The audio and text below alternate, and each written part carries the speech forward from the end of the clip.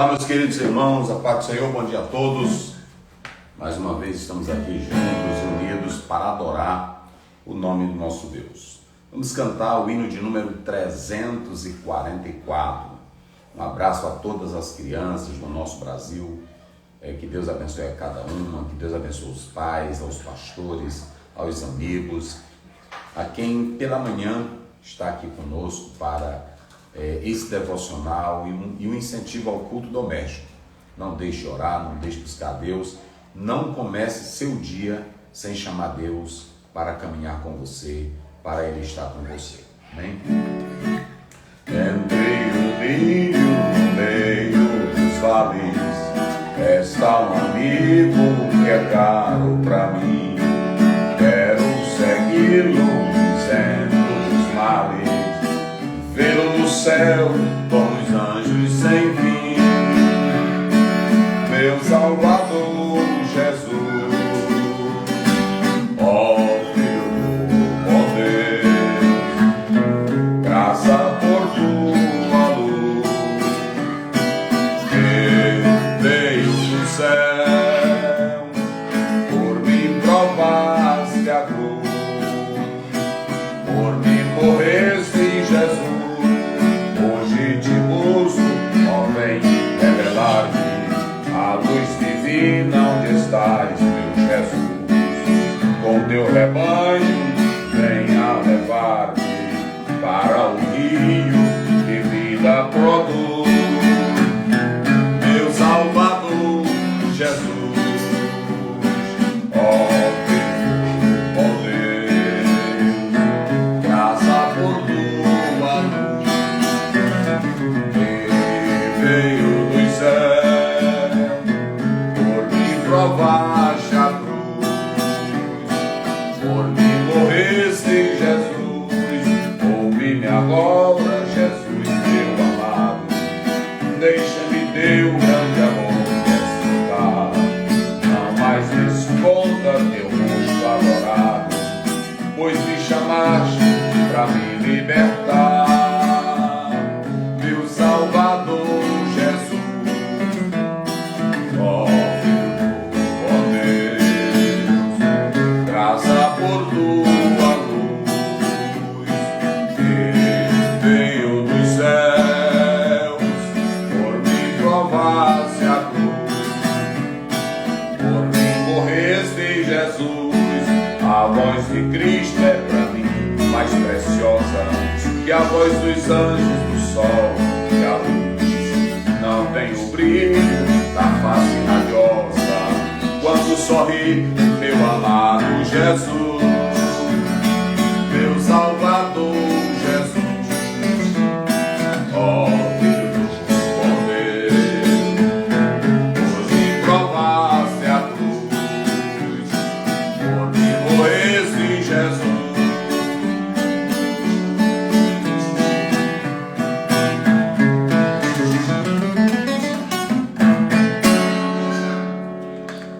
Eita, Pai amado, como é bom servir a Jesus, como é bom glorificar a Deus, não é isso?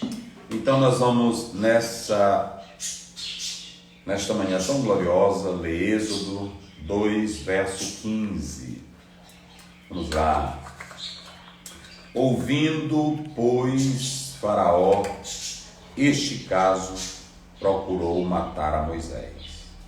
Mas Moisés fugiu de diante da face de Faraó e habitou na terra de Midian e assentou-se junto ao poço. Nós iremos falar sobre isso, né? Moisés, talvez alguém possa perguntar qual a necessidade, a utilidade de atentar para um versículo desse, Moisés fugindo para Midian. E nós vamos falar sobre isso, indo a Midian. Amanhã nós vamos falar sobre o novo lar de Moisés. Mas nós vamos falar de uma cidade, de um local, de uma região. É muito importante que você atente para isso, porque os registros bíblicos, quando eles vão dar esse aspecto geográfico, aqui nós estamos tratando, quando se fala de relevos, de cidades, quando se fala de números, quando se fala de outras coisas, envolve a geografia bíblica. E qual a razão disso, pastor? Qual a importância?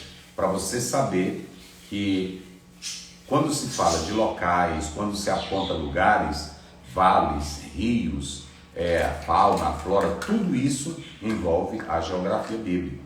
E essa matéria ela é muito importante porque deixa claro que o texto bíblico não está se tratando de uma lenda, não está se tratando de uma invencionice, mas que de fato existiu lugares, pessoas envolvidas, medidas e distâncias, tudo existiram.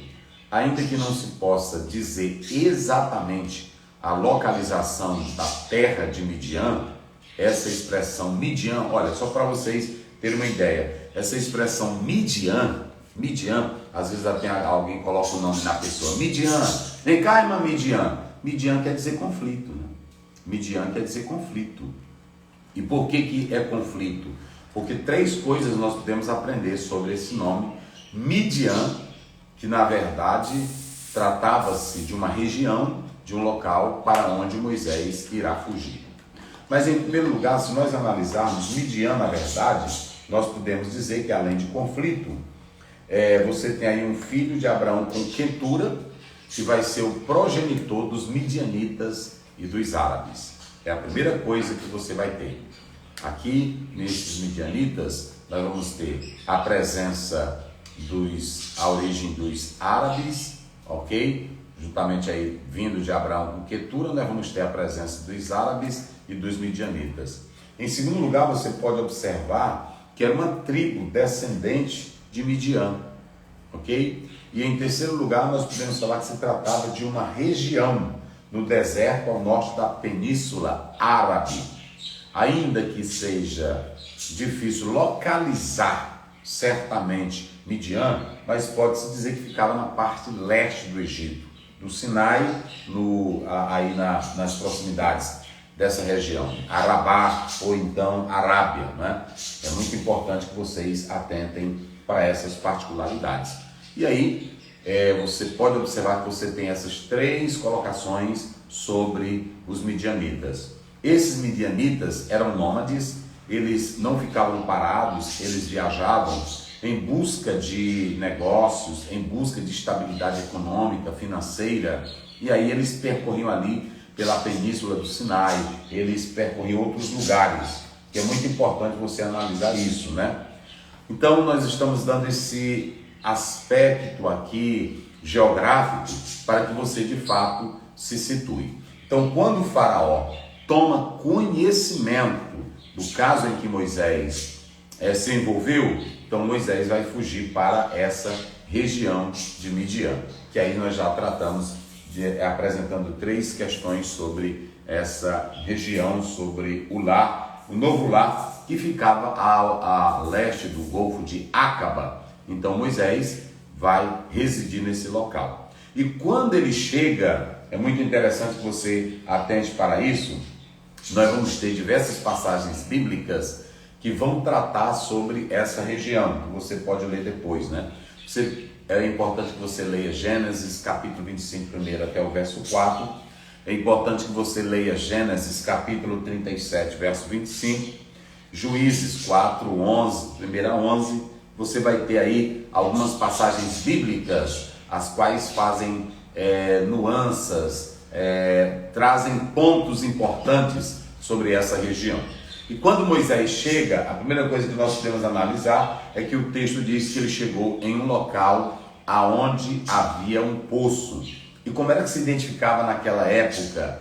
Como era que se identificava que tinha uma cidade, que tinha um pessoal próximo àquele local? Se existia poço.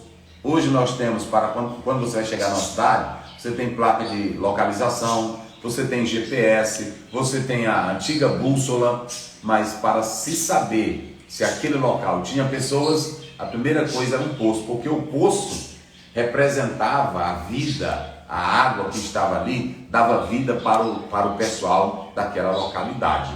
Então, Moisés, quando ele chega nesse local, a primeira coisa que ele encontra é um poço.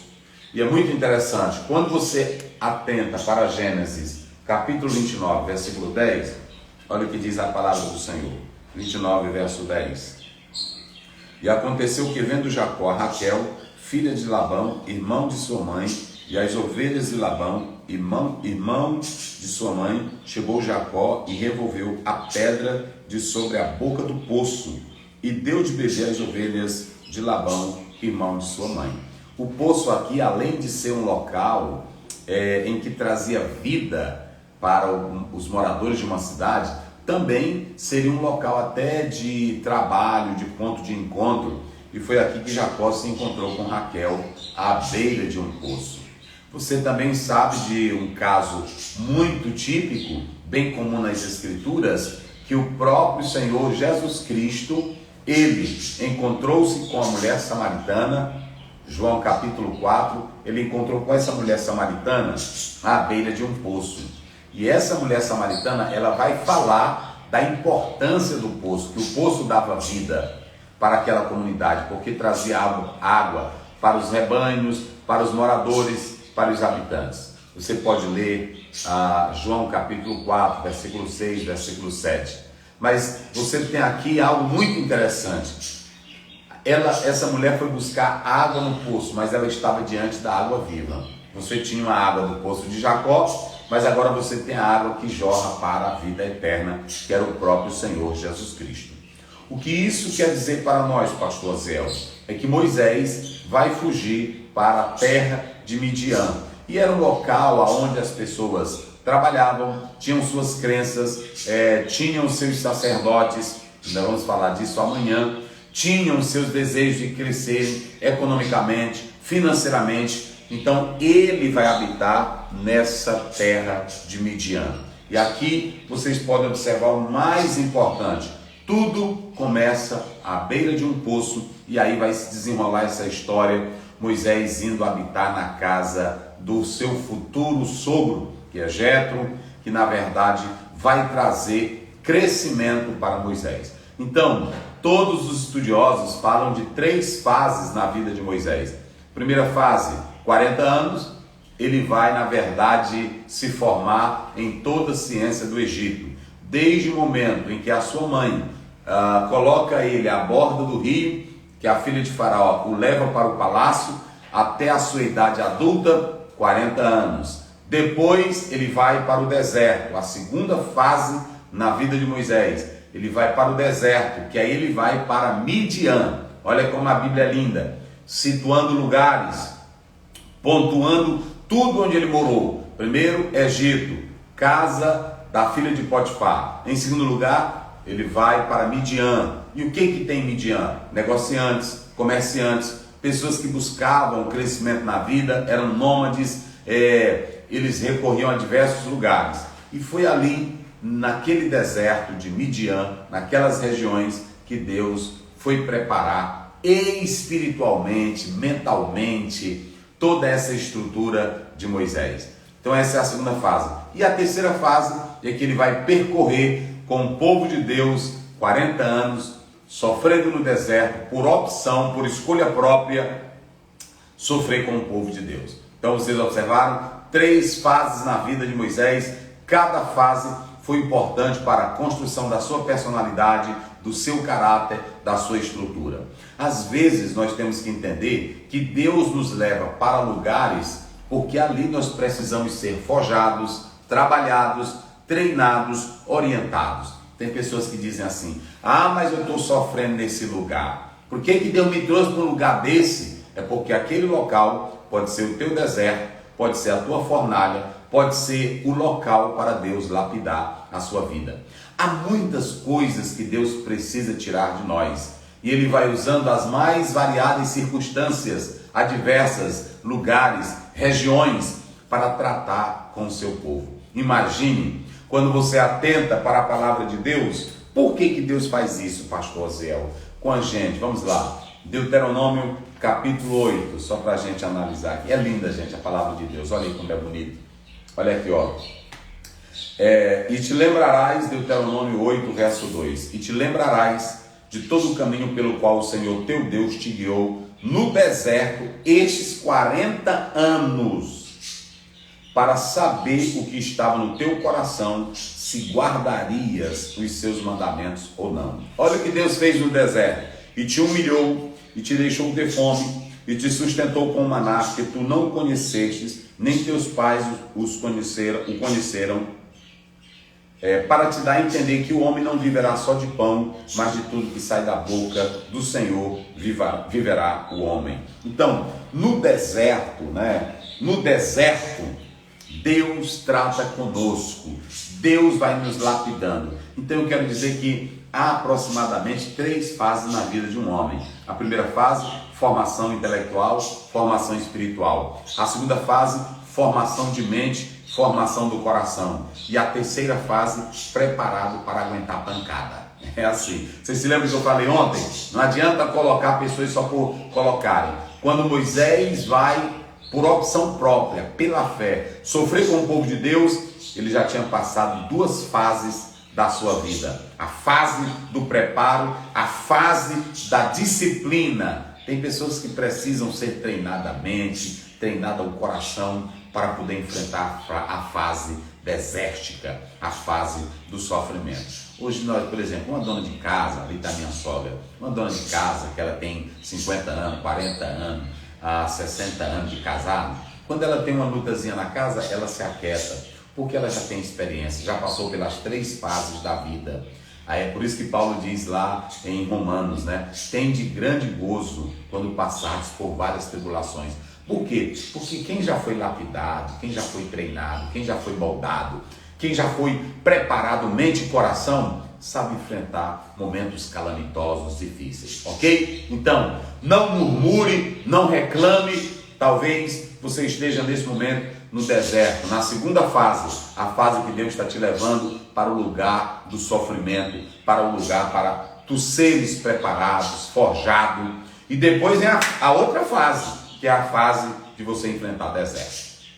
Entendeu? A primeira fase, fase do preparo, a fase da formação, a fase de receber o diploma humano, a fase de instrução espiritual. A segunda fase, trabalhar a mente, trabalhar coração, para que você não seja aquele crente instável, aquele crente... Olha, tem irmão que diz assim: eu não aceito passar por prova. Deus, tu me conheces, tu sabe da minha fidelidade, eu não aceito. Tu tens que passar por essas 3 fases, porque são essas fases que vão lapidar você e tirar as arestas, tirar os bondóis que tem aí, tirar a tua arrogância, tirar a tua prepotência, tirar a tua saliência.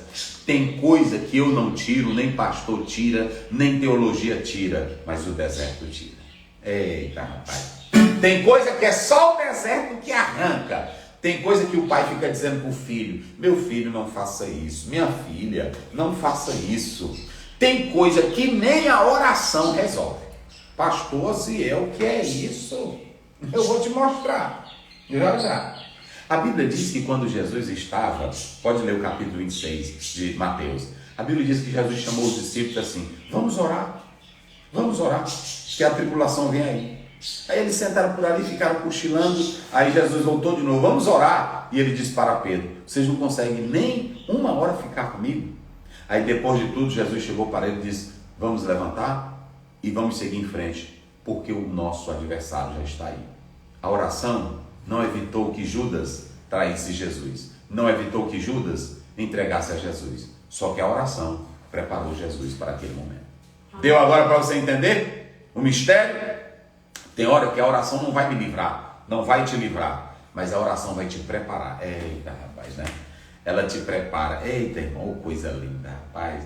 Eita, meus irmãos, a Bíblia diz, glória a Deus, a Bíblia diz que quando Daniel soube que a escritura estava assinada, olha aí o que é preparado, preparadamente, preparado o coração. Quando ele soube que a escritura, os invejosos escreveram a escritura para matar Daniel, para jogar na cova dos leões, Daniel não ficou: meu Deus, e agora? Tem uma lei contra mim, eu vou morrer. Não, ele já tinha estrutura. Era um povo que vinha sofrendo, era um povo que já sabia o que era cativeiro. A Bíblia diz, capítulo 6, quando ele soube que a escritura estava assinada, a oração não vai mudar a lei, a oração não mudou o decreto, mas a oração preparou Daniel para entrar na cova. Não é assim? Ele entra na cova preparado. Aí pronto, E aí o rei, quem ficou abalado foi o rei, quem ficou preocupado foi o rei. Mas quem ora? A oração é para te dar estrutura. Tem irmão que pensa que a oração é só para ele gritar, é para ele pular. A oração é para te dar estrutura. Aí pronto, a Bíblia diz, quando soube que a escritura estava assinada, aí jogou, e o rei, Daniel, Daniel, o rei não dormiu, não comeu, não quis música, mas quando foi cedinho, ele foi lá na cela, e aí pronto, e gritou, Daniel, dá-te o caso de que o Deus que tu serves continuamente tenha te livrado. Aí ele gritou, viva o rei para sempre, em mim não foi achado injustiça, nem contra Deus e nem contra ti. E aí pronto, aí ele mandou tirar Daniel, e Daniel saiu.